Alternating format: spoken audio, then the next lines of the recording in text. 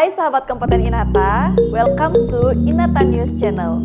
Bersama saya Danika Esa dalam segmen Inata Podcast. Pada podcast episode kali ini kita akan bahas mengenai akuntansi syariah. Nah, saat ini sektor ekonomi syariah menjadi sektor yang populer di kalangan masyarakat Indonesia, di mana ini menempatkan Indonesia berada pada posisi keempat di dunia dalam perekonomian syariah. Berbagai produk berbasis syariah bermunculan dimulai dari akomodasi, pariwisata, rumah sakit, keuangan, hingga perbankan. Hal ini sejalan dengan banyaknya penduduk muslim di Indonesia sehingga kebutuhan akan produk-produk syariah sangat digadang-gadangkan. Tentu adanya perkembangan industri syariah ini menuntut tersedianya standar akuntansi berbasis syariah sebagai bagian dari tata kelola yang berbasis syariah. Standar akuntansi syariah saat ini menjadi topik hangat di kalangan praktisi akuntansi yang berbasis syariah. Untuk itu, alangkah bagusnya kita akan mengulas dari awal dan secara mendalam mengenai apa itu akuntansi syariah, apa saja yang diatur di dalamnya, dan kita akan bahas langsung di podcast ini bersama narasumber kita, Mbak Happy Herawati. Beliau merupakan akuntan berpraktik dan konsultan pajak yang menjadi partner dari KJA atau Kantor Jasa Akuntan Inata.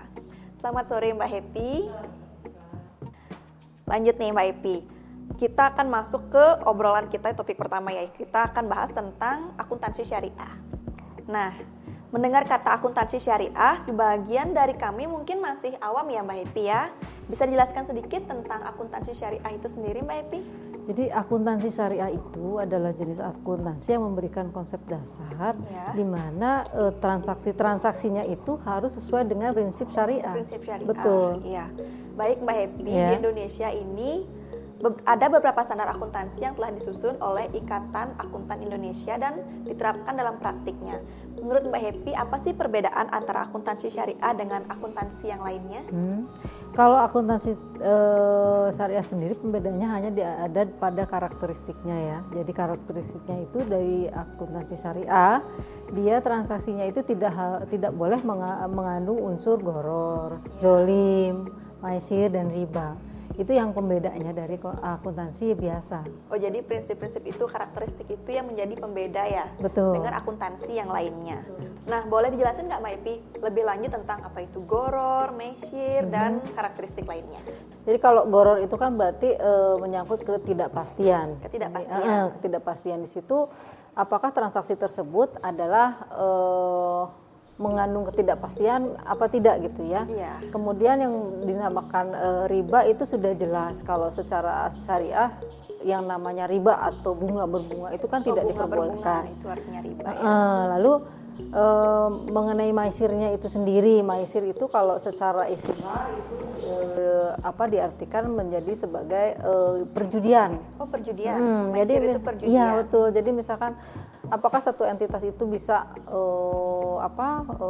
dikategorikan perjudian atau tidak? Nah, kalau misalkan dia sudah menyangkut ke maisir, itu tidak diperbolehkan dalam akuntansi syariah. Nah, untuk zolim itu bisa dijelaskan Mbak Epi seperti apa?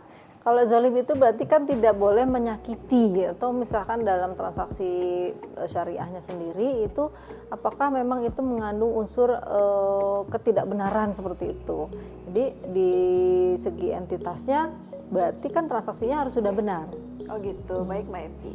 Oke, secara singkat apa saja sih prinsip-prinsip atau pembahasan yang ada dalam akuntansi syariah? Akuntansi syariah itu sendiri prinsipnya adalah persaudaraan, keadilan, kemaslahatan, keseimbangan, dan universalisme. Iya Mbak Epi. Begini Mbak Epi, dari kelima prinsip yang sudah Mbak Epi jelaskan tadi, prinsip-prinsip akuntansi syariah itu bisa jelaskan lebih lanjut Mbak Epi satu persatu? Oke, kalau tadi kan sudah disebutkan bahwa prinsipnya adalah persaudaraan. Yang dinamakan persaudaraan itu kan berarti saling tolong menolong ya, saling tolong menolong. Kemudian kalau keadilan itu udah jelas bahwa akuntansi syariah itu harus adil. Berarti di situ memang dijelaskan mengenai keadilan. Kemudian kemaslahatan berarti harus ada kebaikan di dalam transaksi syariahnya itu sendiri. Oh begitu. Kemudian keseimbangan itu sudah jelas bahwa keseimbangan itu adalah adanya keseimbangan antara aspek material, aspek ekonomi, aspek sosial, itu semuanya juga harus seimbang. Kemudian universalisme adalah di mana di dalam akuntansi syariah itu tidak mengenal yang namanya ras atau suku atau agama. Jadi semuanya itu dianggapnya adalah sama ya. Jadi tidak ada membedakan walaupun dia syariah, tidak membedakan antara Muslim penganut atau yang non-muslim ataupun non-muslim ya, gitu betul, ya. betul. Nah, kira-kira apa sih yang menjadi acuan penyusunan dari akuntansi syariah ini?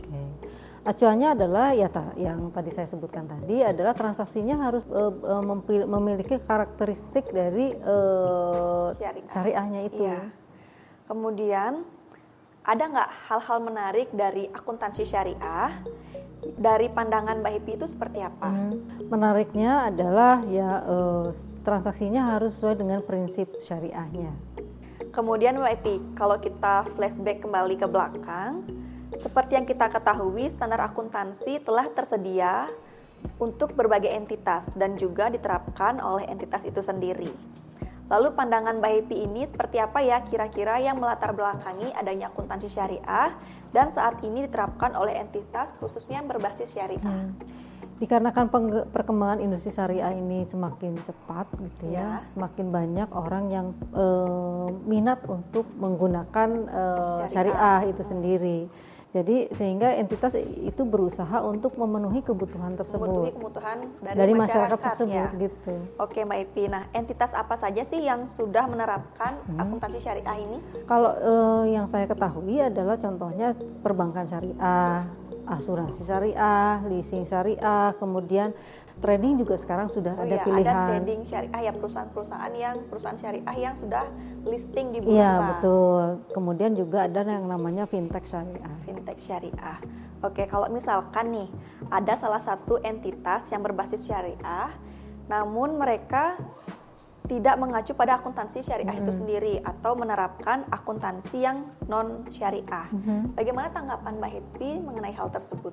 Dalam entitas berbasis syariah ada yang namanya Dewan Pengawas ya, Dewan Pengawas Syariah. Nah, dia itu ditempatkan oleh Dewan Syariah Nasional itu untuk memastikan bahwa produk dan sistem yang sudah digunakan oleh entitas itu sudah sesuai dengan prinsip syariahnya. Baik Mbak Happy.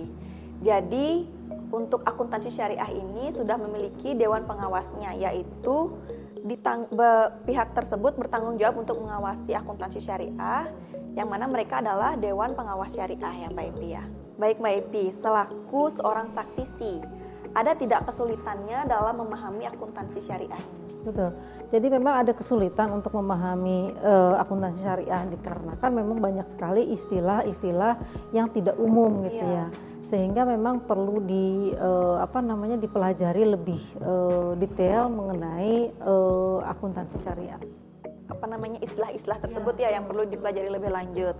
Nah, kita sudah masuk nih ke closing statement. Ada bisa berikan pernyataan penutup tentang akuntansi syariah. Oke, kalau mengenai sekarang ini kan melihat perkembangan industri syariah kan yang cukup pesat ya.